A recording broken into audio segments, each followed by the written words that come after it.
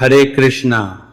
आप सभी को वैशाख मास की वरुथिनी एकादशी की ढेरों शुभकामनाएं। प्रिय दर्शकों, आज के इस वीडियो में हम बात करेंगे कि आने वाली जो एकादशी है, वैशाख मास के कृष्ण पक्ष की वरुथिनी एकादशी, ये किस दिन है, इसका व्रत किस दिन किया जाएगा, दशमी भेदा व्रत कब होगा और द्वादशी युक्ता व्रत कब है, किस दिन व्रत करना चाहिए, श्रेष्ठ व्रत के लिए दिन कौन सा है तथा विधि क्या है, पूजन विधि क्या है।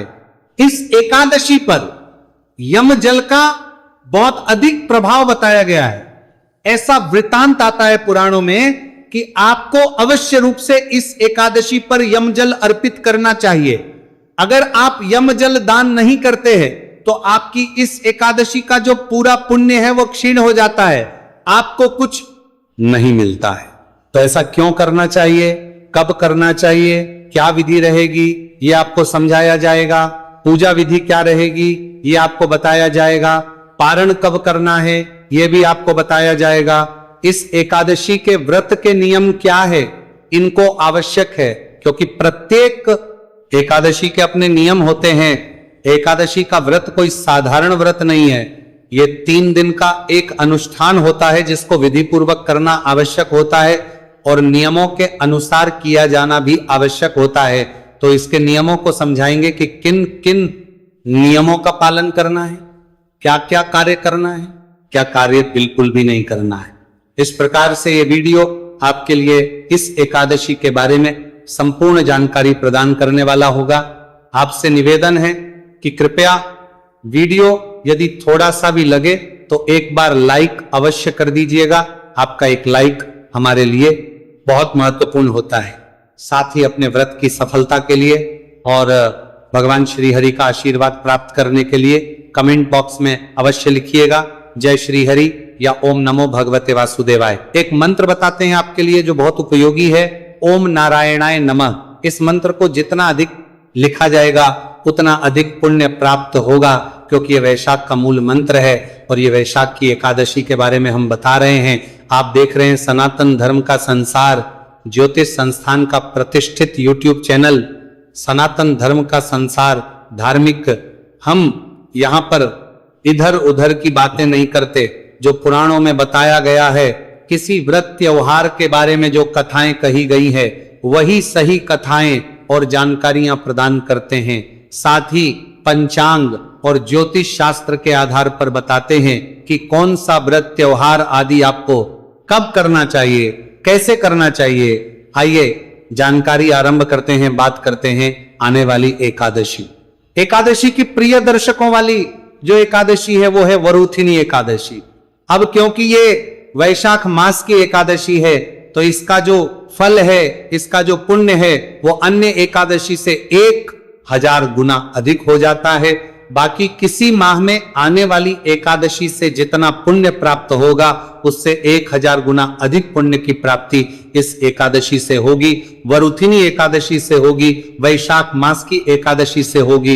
इसीलिए इस एकादशी का जितना हो सके आप व्रत कीजिए, पूजन कीजिए, भगवान की आराधना ही कीजिए। अगर सभी लोग व्रत ना कर सकें तो कोई बात नहीं, पूजन तो कर सकते हैं। नोम नारायणाय नमः मंत्र से भगवान को जल अर्पित कर सकते हैं, भगवान का कीर्तन कर सकते हैं, विष्णु सहस्त्र नाम का पाठ सुन सकते हैं, या पर कर सकते हैं। आप कथा तो सुन ही सकते हैं, नारायण कवच सुन सकते हैं।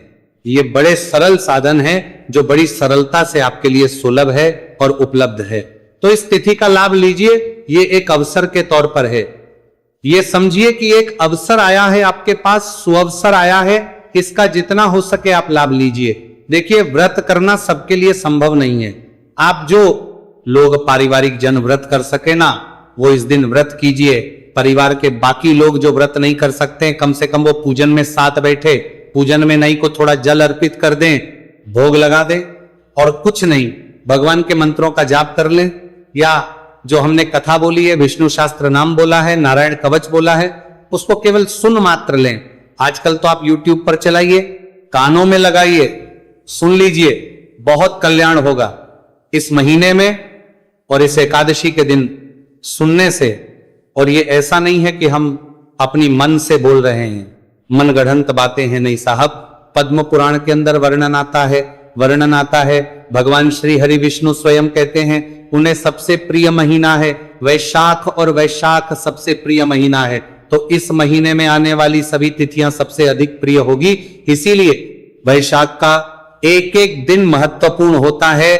और तिथियों में एकादशी का महत्व तो आप सब पहले से ही जानते हैं, इसीलिए इस अवसर को दोनों हाथों से लीजिए, पूरे परिवार सहित कुछ ना कुछ भगवान के प्रति कार्य कीजिए। व्रत करेगा, कोई जाप करेगा, कोई मंत्र पढ़ेगा, कोई कथा सुनेगा, कोई विष्णु शास्त्र नाम सुनेगा। सारा परिवार अगर एक बार ये कार्य करता है तो उसका तो कोई तुलना ही नहीं की जा सकती। तो समझाइए अपने पारिवारिक जनों को कि इसमें जो भी सहयोग दे सकें वो दें और इस अवसर का लाभ लें। बात ये आती है कि इसका पुण्य क्या प्राप्त होगा। देखिए साहब, ये ऐसी एकादशी है जो जिसके लिए आपको इसकी आवश्यकता नहीं है कि ये मोक्ष के समय काम आएगी। नहीं नहीं, ये तो आपका जीवन अभी परिवर्तित कर सकती है। इस जो फल है ना, आपको वो इसी जीवन में मिल जाएगा।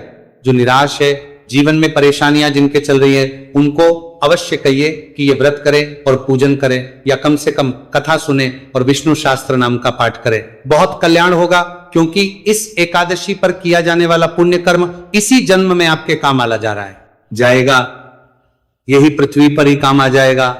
उस सोच को भूल जाइए कि सब मृत्यु के बाद परलोक सुधारेंगे तो काम आएगा। नहीं साहब, अगर आपने सत्कर्म इस एकादशी पर, तो ये तो अभी आपके सामने आ जाएगा। आपके दुखों का जो अंत है वो अभी होगा, इसी जीवन में होगा।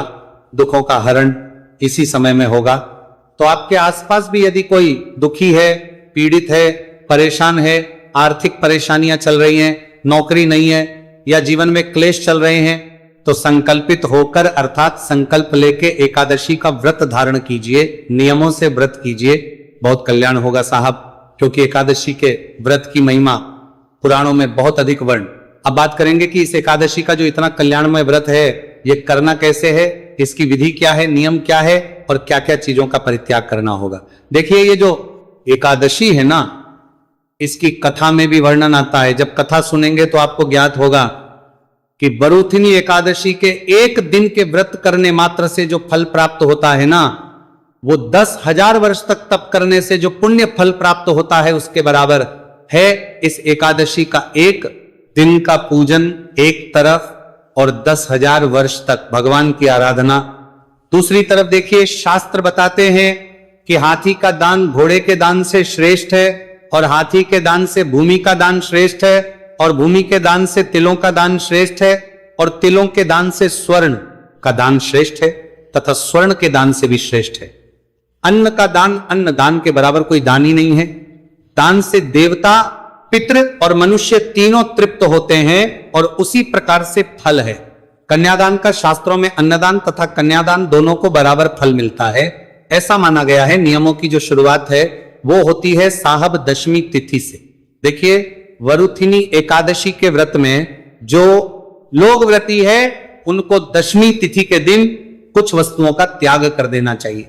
उनमें से प्रमुख है कांसे के बर्तन भोजन करना। कांसे का जो पात्र आता है ना, उसमें भोजन ना करें, उसका प्रयोग ना करें।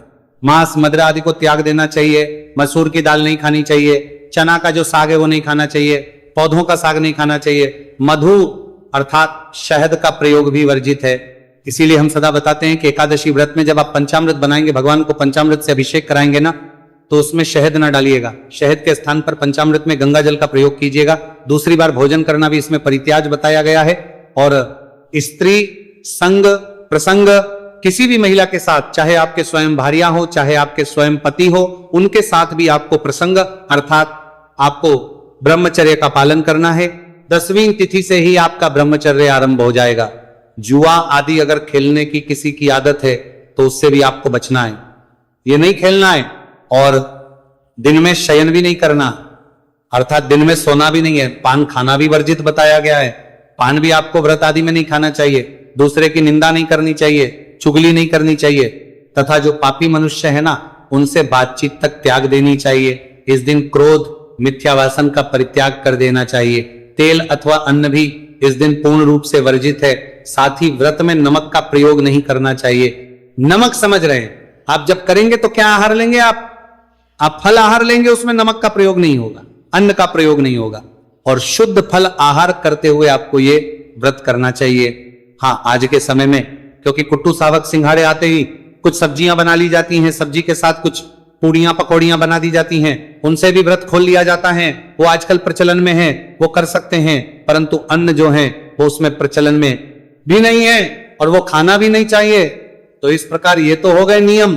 अब बात आती है कि आपने पूजा कैसे करनी है इस एकादशी की, और पारण के नियम और आगे के नियम क्या रहेंगे। तो पूजा विधि जान लेते हैं।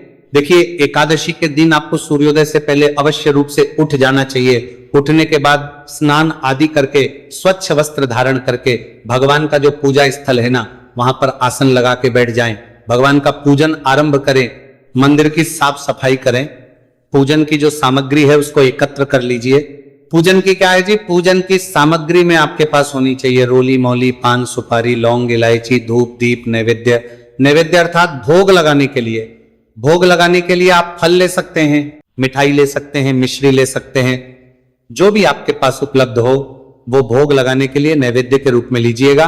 तांबे का एक लोटा होना चाहिए, फूलों की माला, खुले फूल, एक जनेऊ और इत्र, ये वो सामग्री है जो आपके पास अवश्य रूप से होनी चाहिए पूजन के लिए। ये सारी सामग्री एकत्र कीजिए, आसान लगा के बैठ जाइए और सबसे पहले हम स्थान का पवित्रीकरण करेंगे, सामग्री का पवित्रीकरण करेंगे, क्योंकि उसके बाद ही भगवान की स्थापना की जाएगी।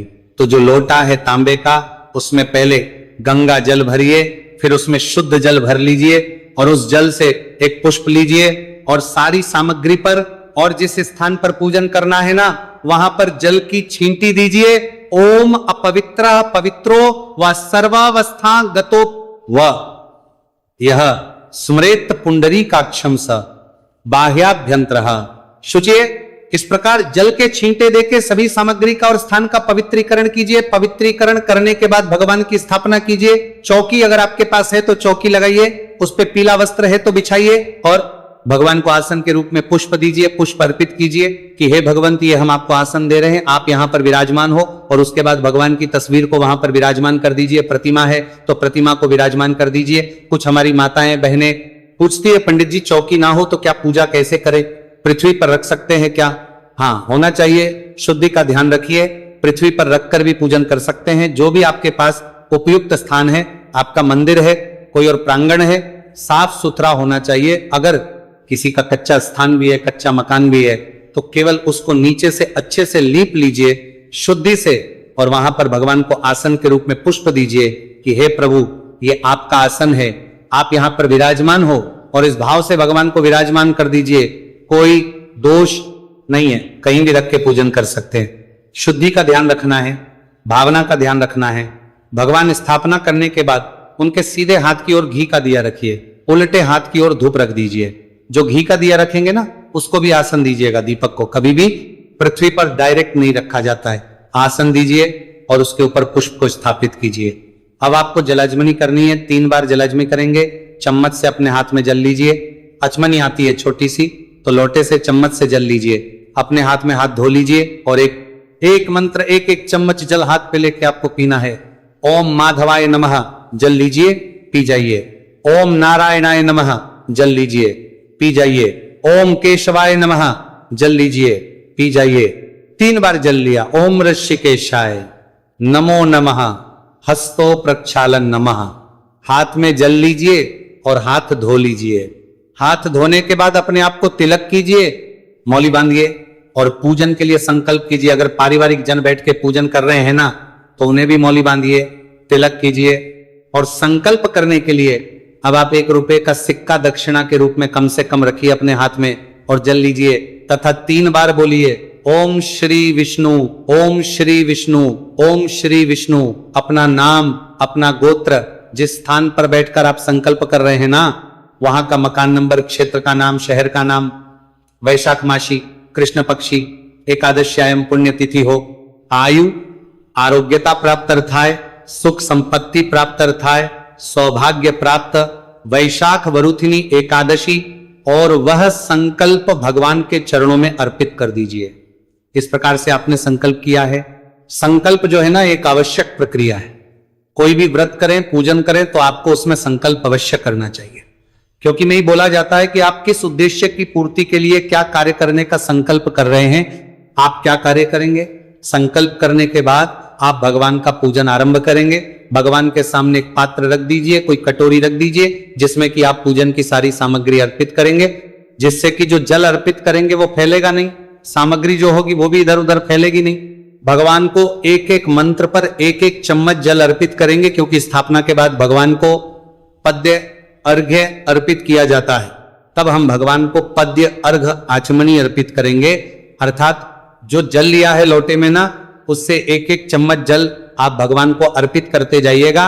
एक एक मंत्र पर वैशाख का जो मूल मंत्र है वही वैशाख की एकादशी पर पूजन का मंत्र भी होगा, क्योंकि वैशाख मास में और किसी मंत्र की इससे अधिक महिमा नहीं हो सकती है। भगवान को पद्य अर्घ्य अर्पित करेंगे। ओम विष्णु देवाय नमः, ओम नारायणाय नमः। एकादशी और एक चम्मच जल भगवान को अर्पित कर दीजिए। पद्य अर्पित करने के बाद भगवान को अर्घ्य अर्पित करेंगे। नमः एक चम्मच जल पुनः अर्पित कर दीजिए। श्री नारायणाय नमः समर्पयामि। अर्घ्य के रूप में एक चम्मच जल और भगवान को अर्पित कर दीजिए। इस प्रकार आपने पद्य अर्घाचमनी भगवान को कराया है। पद्य अर्घाचमनी कराने के बाद भगवान को स्नान कराया जाएगा। स्नान कराने के लिए एक चम्मच जल पुनः अर्पित करेंगे। इस प्रकार से स्नान के लिए जल अर्पित कीजिए। पंचामृत स्नान कराएंगे। पंचामृत स्नान कराने के लिए पंचामृत बनाइए। कच्चा दूध, दही, घी और शक्कर, शहद, क्योंकि एकादशी पर वर्जित है, इसीलिए उसके स्थान पर आप गंगा जल का प्रयोग। ओम नारायणाय नमः पंचामृत स्नानाय पंचामृतम समर्पयामि। पंचामृत के बाद शुद्धियोदक स्नान कराएंगे। पुनः शुद्ध जल अर्पित कीजिए। ओम नारायणाय नमः शुद्धियोदक स्नानम शुद्ध जलम समर्पयामि। भगवान को वस्त्र अर्पित करेंगे। वस्त्र के रूप में मौली का एक टुकड़ा तोड़िए और वह भगवान श्री हरि को अर्पित कीजिए।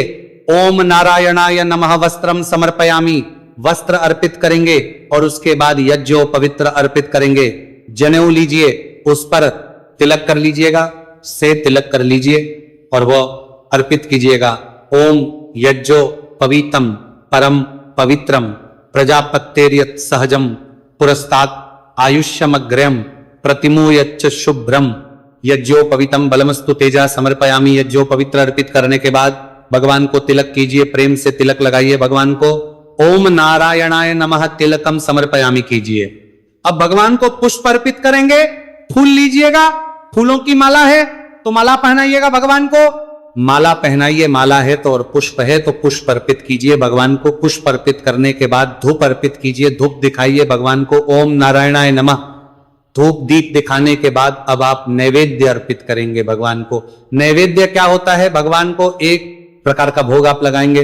भोग में आप मिठाई अर्पित कर सकते हैं, फल अर्पित कर सकते हैं या मिश्री अर्पित कर सकते हैं। नैवेद्य के बाद भगवान को जलाजमिनी कराएंगे। श्री नारायणाय नमः जल आजमिनी के रूप में एक चम्मच जल लीजिए और वो भगवान को कर दीजिए। कराने के बाद तांबुल अर्पित करेंगे तो पान का पत्ता लीजिएगा, उस पे 2 लौंग, 2 इलायची और 1 सुपारी रखिएगा और उसका बीड़ा बना के भगवान को अर्पित कीजिएगा।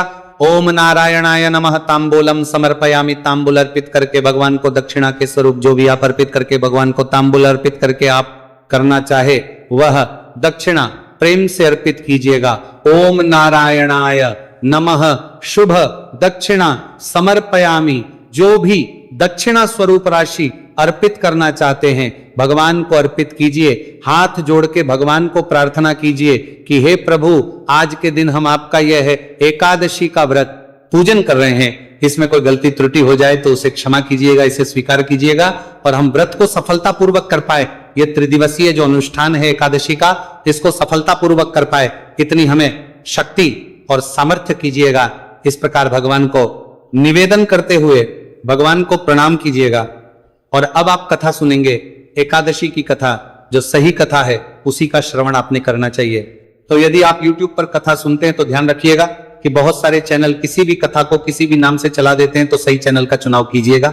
अगर आप हमारे चैनल पर नए हैं तो ये एक ज्योतिष संस्थान का चैनल है और हम यहाँ पर जो कथाएं सुनाते हैं वो वही कथाएं होती हैं जो किसी व्रत में सुनी चाहिए। तो सही कथाएं सुनने के लिए और धर्म, व्रत आदि की सही जानकारियां प्राप्त करने के लिए चैनल को सब्सक्राइब अवश्य कर लीजिएगा और बेल आइकॉन को अवश्य प्रेस कीजिएगा।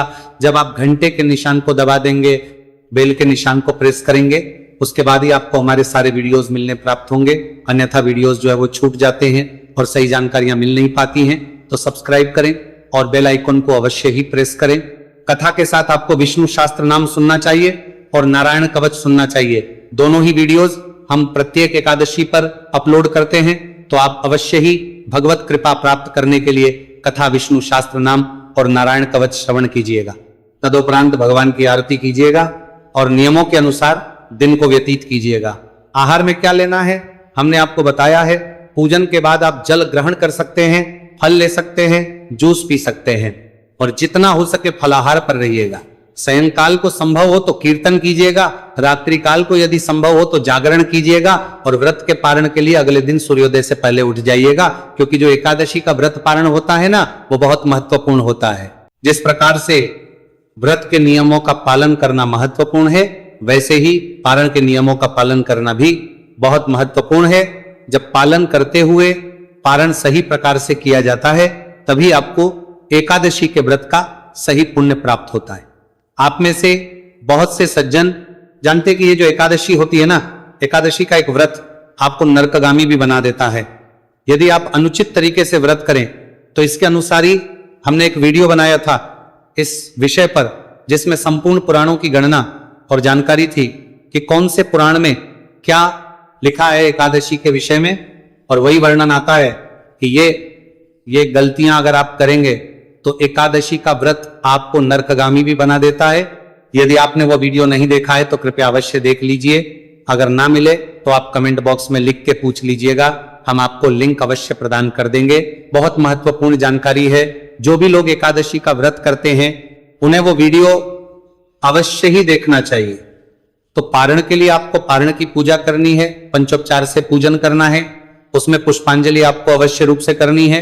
पारण का जो वीडियो है हम प्रत्येक एकादशी पर अपलोड करते हैं कि कैसे आपको पारण की पूजा करनी है, क्योंकि उसमें पारण की विधि के साथ साथ, पूजन विधि के साथ साथ आपके भोग मंत्र आदि सभी होते हैं। तो बड़ा वीडियो होता तो उसके लिए आप उस वीडियो को अवश्य देखिएगा। अब बात करते हैं कि एकादशी का जो व्रत है वो कब करना है और पारण का समय क्या रहेगा, शुभ मुहूर्त आदि क्या रहेंगे।